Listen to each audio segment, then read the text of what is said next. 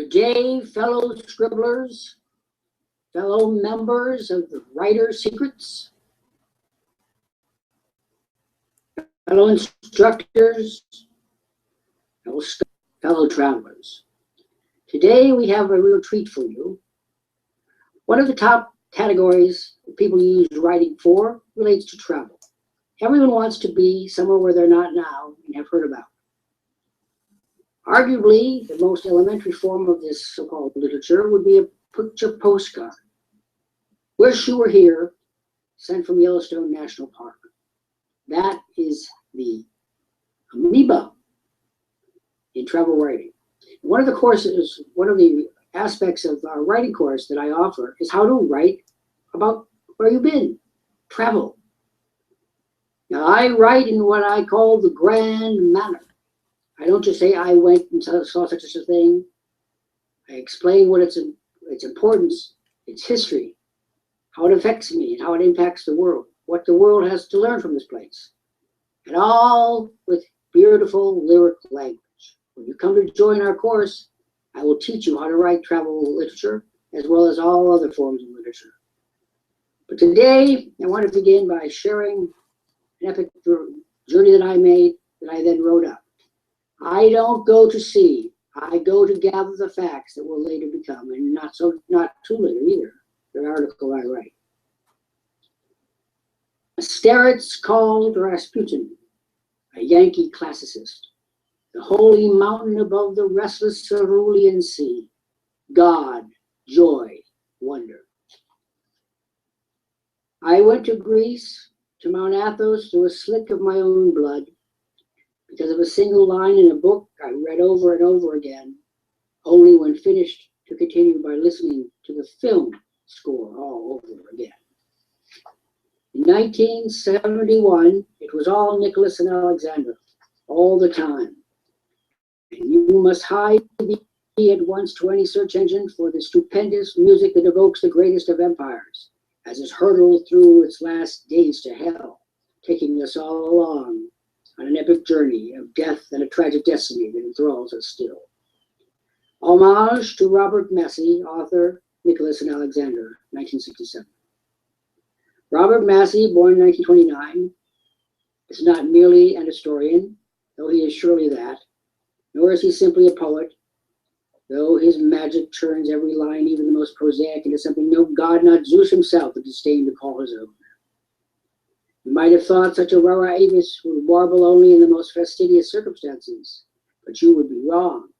For Mr. Massey once lived not far from me, along the hallowed route the citizen soldiers of April '75 traversed, and from where they made such a ruckus when they used musket against king and crown, the shot was heard round the world. So positioned, with stirring history on his doorstep, he might have written the great American coming together, which is a way of seeing the 13 factious colonies forge a great nation. However, he had a dearly beloved son who was hemophiliac. And like every parent of such a child, he lived in a state of helplessness, a tragic condition where every new idea, every new specialist, every new therapy and treatment did no good, merely breaking his heart again. And thus the hopeless search for a miracle goes on, as it did for Nicholas and Alexandra, at the pinnacle of human position, for whom science offered no solution, their power and riches counting for nothing. Miracles. Grigory Rasputin, peasant from Siberia, would have said, "Do not look for miracles where there are no miracles, and can never be. Science begets science, not miracles. Look instead for God, for in God there are miracles."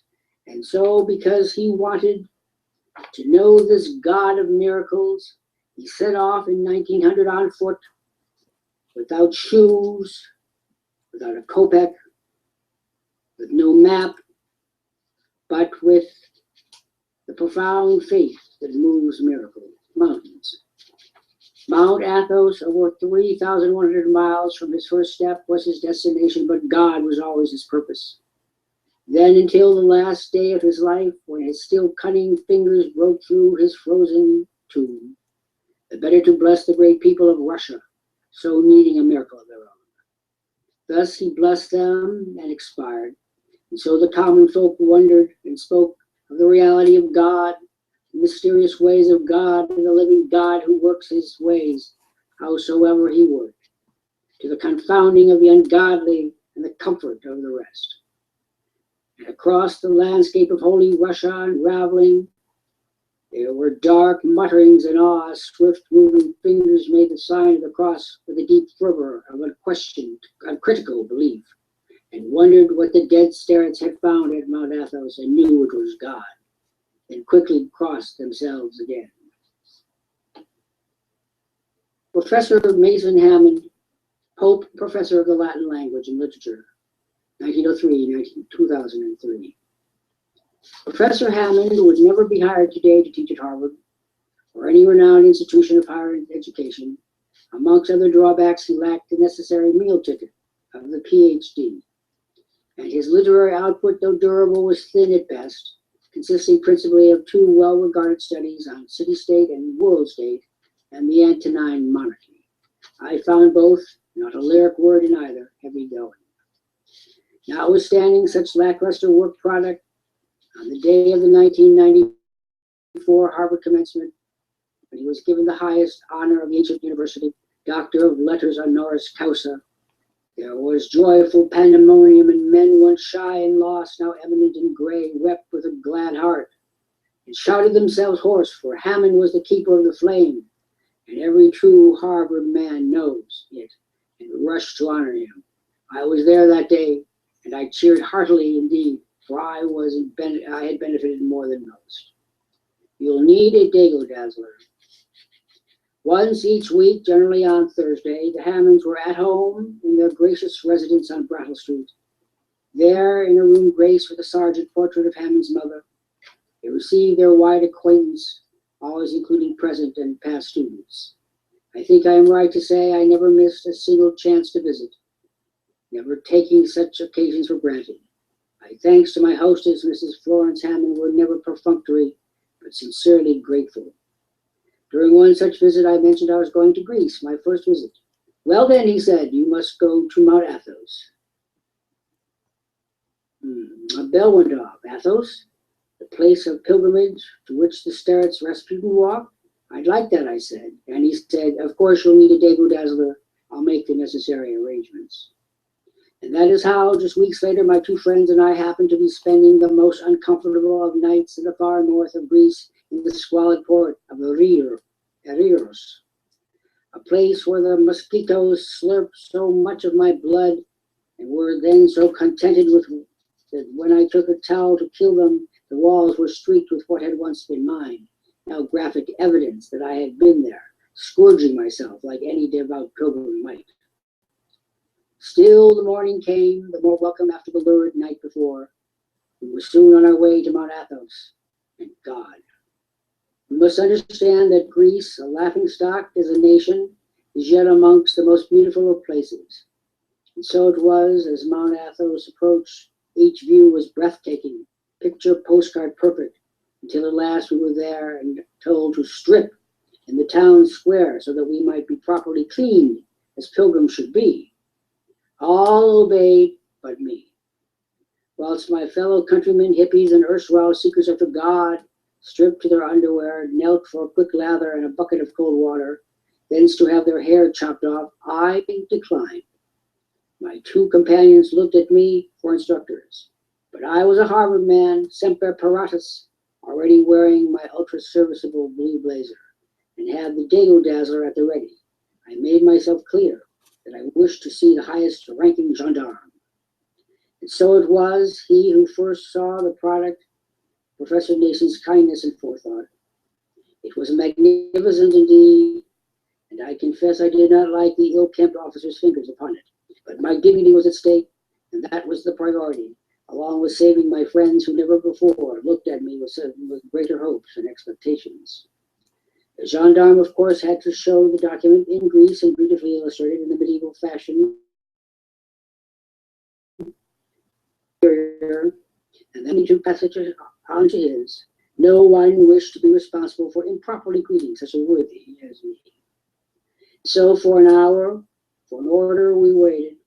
until a young priest came to escort me to the abbot, the first one who understood that I, as specifically named in the document, and my two companions, not specifically mentioned, and therefore needing to heed my every whim, was a personage of consequence under the special protection of the Greek Orthodox Archbishop of New England, thereby outranking any mere abbot or two.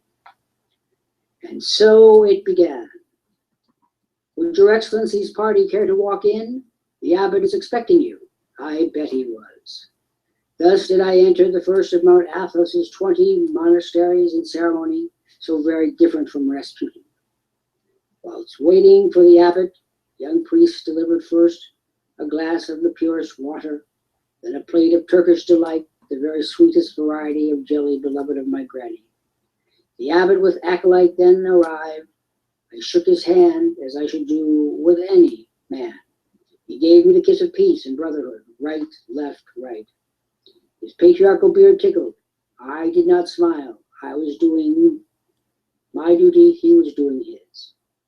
And so we complimented politely, whilst he asked the expected questions. We were all men of the world, and our manners were communal. Of course, he invited us to dinner at his end of the long trestle tables, the pilgrims far at the bottom, we privileged well above the salt. But how did you converse, you say? In French.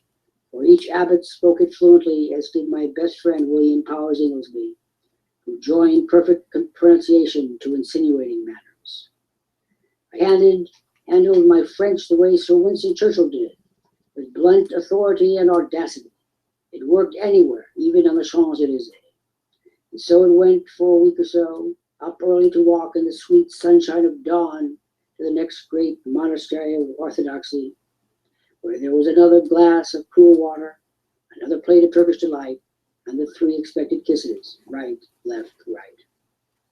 On the last day, I decided to go to Mass. My mother had always urged me to understand, even if I did not believe, a particular rite.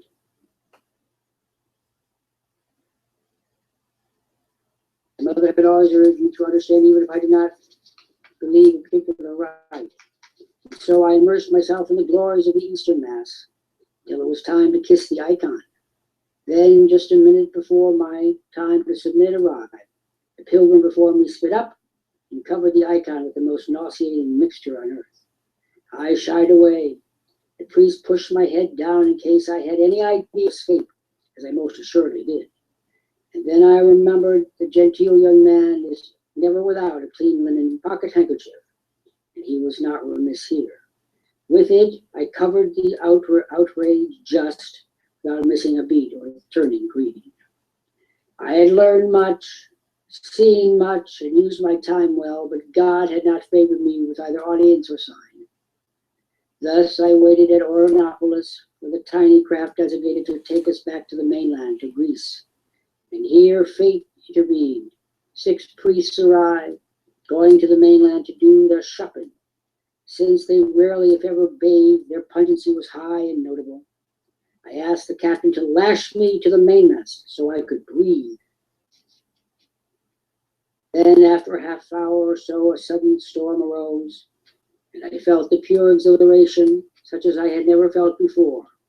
The waves breaking on the deck, the wind running through my uncut hair, my skin pummeled by rain, the benediction of heaven.